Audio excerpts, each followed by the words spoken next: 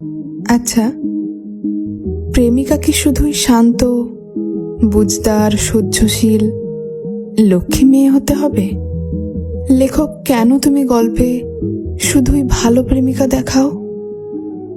কেন সেই প্রেমিকা ঝগড়া করে না?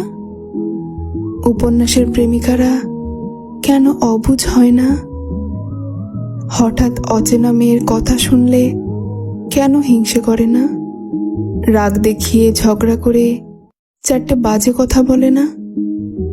কেন সে এত নিখুঁত হয়?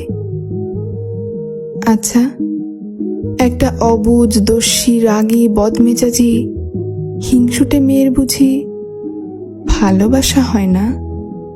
তার মনে এক সাগর স্নেহ, আবদার, আদর জমে থাকতে পারে না? কি জানি, হয়তো সেই অলক্ষী, দস্যি, রাগী, অবুঝ, হিংসুটে মেয়েটা শুধুই প্রাণ ঢেলে ভালোবাসতে পারে, তবু ভালো রাখতে পারে না।